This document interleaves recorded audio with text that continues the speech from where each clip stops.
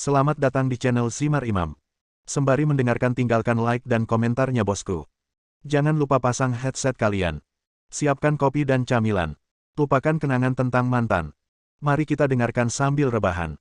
Kembalinya Sang Raja. Bab 65. Setelah mendengar kata-kata manajer hotel, amarah Meng Buohao pun meningkat. Apa yang kamu lakukan? Lagi pula, aku, Meng Buohao, dianggap sebagai sosok nomor satu di Jiangbei. Kamu benar-benar berbicara seperti itu kepadaku. Kamu tidak ingin nongkrong di Jiangbei, bukan? Menghadapi omelan Meng Buohao, manajer hotel tidak marah. Sebaliknya, dia meluruskan jasnya dan berkata sambil tersenyum. Saya tidak peduli siapa Anda, Meng Buohao, tetapi jika Anda keberatan, beritahu saja saudara Qiang di kotaknya. Tidak perlu. Ayo ikut aku ke sini. Saudara Qiang. Meng Buohao tercengang saat mendengar nama ini, dan merasakan firasat buruk di hatinya. Saudara Qiang yang kamu bicarakan, apakah dia Zhang Qiang, bos pasukan bawah tanah Jiangbei, yang dijuluki Bandit Qiang? Benar. Manajer hotel berdiri dengan tangan di belakang tangan dan berkata dengan bangga. Orang yang makan di dalam ternyata adalah saudara Qiang. Saat ini, Meng Buohao juga lemah dan bahkan tidak berani berbicara. Bandit Qiang adalah bos pasukan bawah tanah di Jiangbei, dan dia bukanlah seseorang yang bisa dia sakiti sama sekali.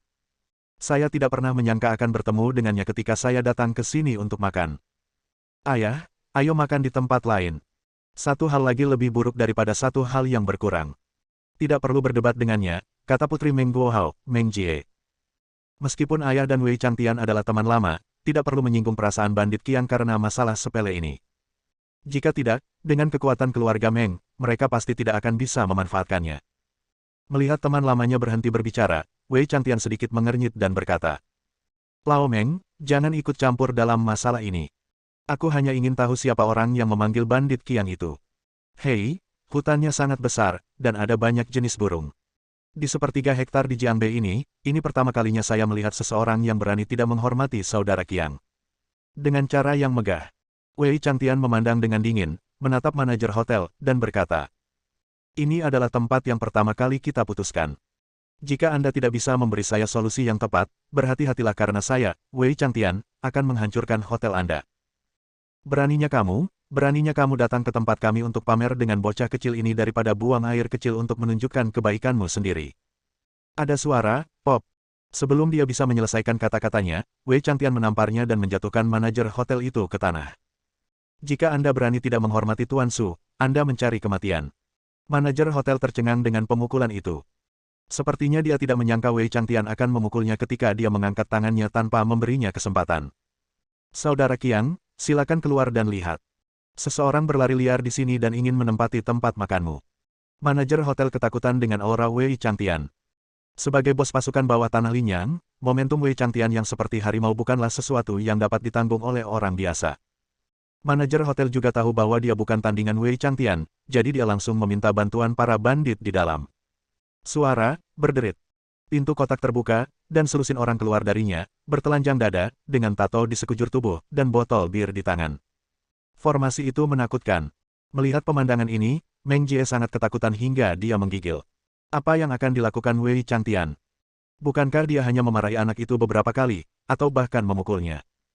Sekarang lebih baik, para bandit telah dibujuk dengan paksa, dan tidak ada yang bisa melarikan diri.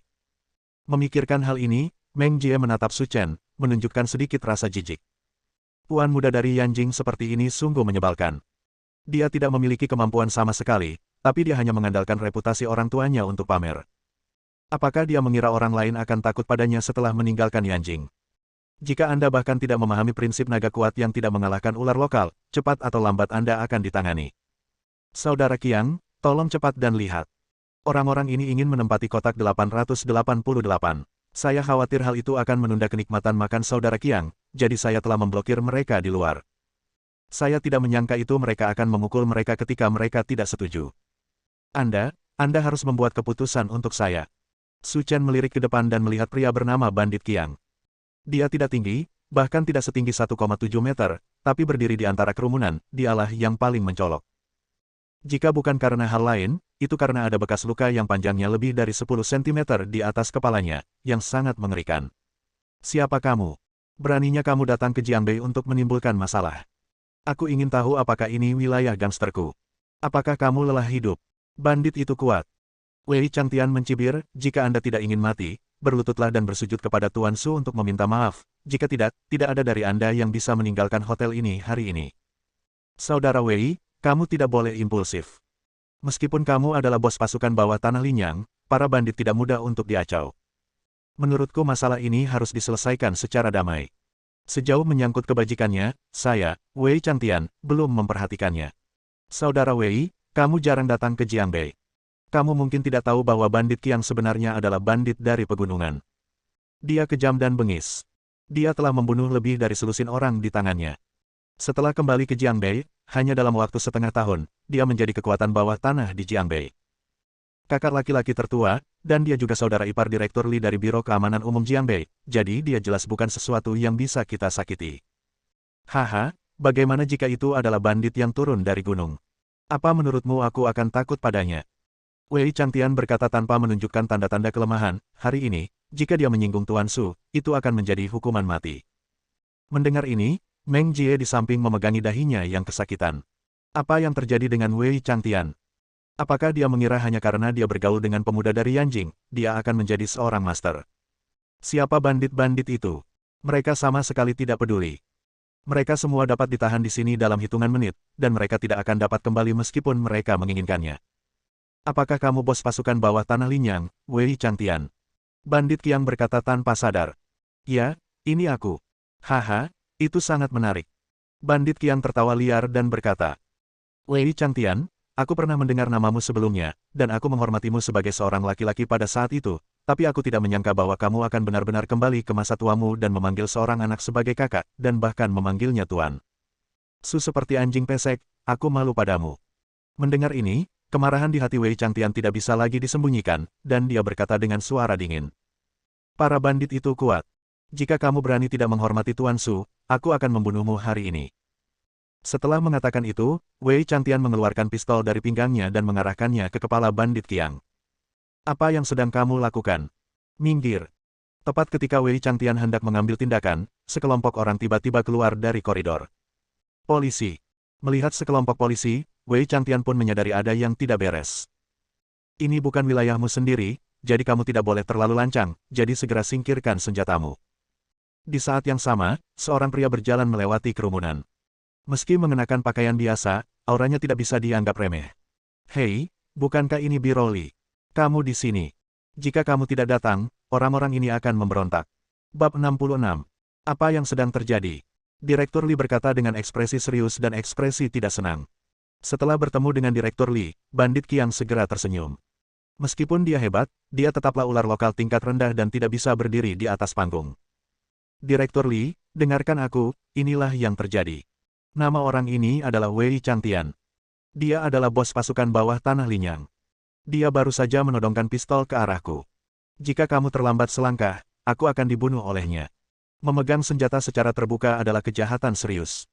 Bandit itu berbicara lebih dan lebih bersemangat, dan menunjuk ke arah Su Chen dan berkata, Biro Li, dan orang ini, bukanlah burung yang baik. Dia adalah bos Wei Changtian. Menurut pengamatan saya, tindakan Wei Changtian pasti berada di bawah komandonya, jadi keduanya pasti tidak dapat dipisahkan. Biro Li, sebaiknya Anda bawa mereka kembali bersama, kalau tidak Jiangbei akan mendapat masalah.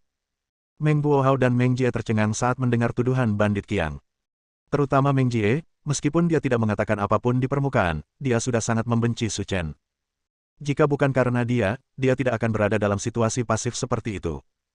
Tanpa melihat wilayah siapa ini, dia hanya berpura-pura menjadi keren. Ini bagus. Dengan hubungan antara bandit Qiang dan Li Haiseng, belum lagi mereka berdua, bahkan dirinya dan ayahnya pun akan terlibat.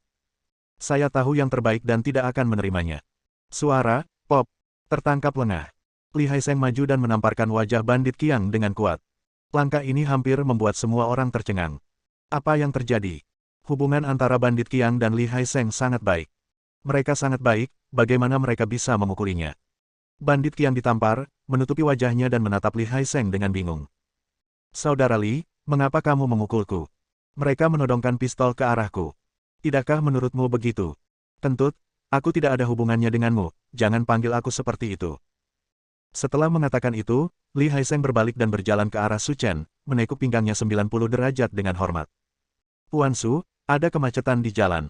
Saya terlambat. Saya harap Anda tidak tersinggung. Mendesis. Mendengar ini, semua orang menarik napas. Ini, apa yang terjadi? Wei Changtian bisa dimaafkan karena memanggilnya Tuan Su. Mengapa Li Haiseng memanggilnya seperti itu? Itu pejabat yang sangat berkuasa. Menghadapi Li Haiseng, Su Chen tampak kalem dan kalem. Apakah Su Yuanzheng memintamu untuk datang? Tepat sekali. Li Haiseng menjawab dengan singkat. Karena dia memintamu untuk datang, kamu harus menangani semuanya di sini. Aku tidak ingin mengotori tanganku. Saya mengerti, Tuan Su, saya akan mengurusnya sekarang juga. Meng Jie menatap Su Chen dengan tatapan kosong, tidak pernah menyangka keadaan akan berubah seperti ini. Bahkan orang-orang seperti Li Haiseng memperlakukannya dengan hormat dan pujian, sungguh luar biasa. Kemarilah, singkirkan bandit Qiang dan anak buahnya. Jika kamu menyinggung orang yang salah, biarkan mereka mengingatnya kali ini. Ya. Setelah setuju, belasan polisi bergegas mendekat dan menangkap Bal Qiang dan seluruh anak buahnya. Namun, saat mereka hendak dibawa pergi, seorang pria tiba-tiba keluar dari lift dan menarik perhatian semua orang. Pemuda itu berusia sekitar 20-an, mengenakan pakaian kasual mahal, dengan ekspresi tenang di wajahnya, dan satu tangan di saku, tampak santai dan nyaman. Tuan Sun, Anda di sini, datang dan selamatkan saya secepatnya, jika tidak saya akan ditangkap, teriak bandit Qiang dengan gila. Itu sebenarnya Sun Haoran. Meng Jie tidak bisa menahan diri untuk tidak mengatakannya. Siapa Sun Haoran? Wei Changtian berkata tanpa sadar. Dia adalah manajer umum grup Jiangbei Ronghai, dengan aset bernilai miliaran. Dia adalah pembayar pajak utama di Jiangbei, dan dia memiliki koneksi yang sangat kuat. Dia melampaui perbandingan kita. Setelah mendengar perkenalan Meng Guohao, Su Chen dan Wei Changtian memiliki pemahaman umum tentang Sun Haoran, tetapi mereka tidak menganggapnya serius. Li Haiseng, para bandit itu adalah bangsaku. Bukankah terlalu berlebihan bagimu untuk melakukan ini? Alasan mengapa bandit Qiang mampu bangkit di Jiangbei dalam waktu setengah tahun bukan hanya karena keberaniannya, tetapi juga tidak terlepas dari dukungan Sun Haoran. Lagi pula, sekuat apapun seseorang, jika dia tidak mendapat dukungan uang dan koneksi yang kuat, dia tidak akan pernah sukses. Dan pendukung keuangan di balik kekuatan gangster itu tentu saja adalah Sun Haoran. Sun Haoran, kami sedang bekerja, sebaiknya kamu tidak ikut campur dalam masalah ini. Jangan berpikir bahwa kakekmu memiliki hak tertentu di Jiangbei dan dapat mengganggu pekerjaan kami. Sun Haoran dengan santai menyalakan rokok dan berkata, Haha, aku hanya ingin campur tangan, jadi apa yang bisa kulakukan? Bandit Qiang adalah milikku. Kuharap kamu bisa memberiku sedikit wajah. Kalau tidak, itu tidak akan baik bagi siapapun. Kali ini, sikap Li Haiseng tidak terlalu keras. Dia tidak terlalu memperhatikan Sun Haoran, tapi kakeknya adalah seseorang yang tidak boleh dia sakiti, jadi dia harus menangani masalah ini dengan hati-hati. Siapapun yang berani menyelamatkannya hari ini akan mati. Tepat ketika suasana menjadi dilema, Su Chen berbicara, mengejutkan semua orang. Apa yang kamu bicarakan, nak? Beraninya kamu mengancamku. Tahukah kamu siapa aku? Sun Haoran menyipitkan matanya dan berkata dengan suara dingin. Saya tidak peduli siapa Anda, seperti yang saya katakan, siapapun yang berani menyelamatkannya akan mati. Nak, ini pertama kalinya aku melihat seseorang berani mengancamku di Jiangbei. Bagus sekali, kamu yang pertama. Lalu aku benar-benar ingin melihat kemampuanmu, beraninya kamu menyentuhku, Sun Haoran. Setelah mengatakan itu, Sun Haoran berjalan langsung menuju bandit itu dan bersiap untuk membawanya pergi. Suara, pop. Tepat ketika Sun Haoran hendak mengambil tindakan, Wei Changtian mengambil botol bir di tanah dan memukul kepalanya dalam sekejap, anggur beterbangan kemana-mana, darah berceceran, dan pemandangan menjadi sangat kacau. Tertegun. Ayah dan anak perempuan keluarga Meng tercengang. Sebagai penduduk setempat, mereka tahu betul siapa Sun Haoran. Grup Ronghai miliknya mungkin tidak banyak, tapi kakeknya Wang Zunrong adalah sosok nomor satu di Jiangbei yang tidak bisa diabaikan. Sekarang, Wei Changtian terang-terangan memukuli cucunya, sehingga dia tidak jauh dari kematian. Ini sungguh merepotkan. Meng Jie tidak lagi tahu harus berkata apa. Anak laki-laki bernama Su Chen itu benar-benar membodohi dirinya sendiri. Awalnya, dengan bantuan hubungan Li Haiseng, masalah ini bisa saja direduksi menjadi masalah kecil, tetapi setelah dia membuat keributan seperti itu, semuanya menjadi kacau balau.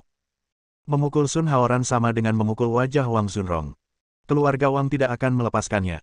Sun Haoran terjatuh ke tanah karena kebingungan. Dia tidak pernah menyangka mereka akan berani mengambil tindakan meskipun dia sudah mengumumkan nama keluarganya. Saat ini, seseorang datang dari ujung koridor, dan kemudian saya mendengar Sun Haoran berkata dengan keras. Kakak, kenapa kamu ada di sini? Bersambung.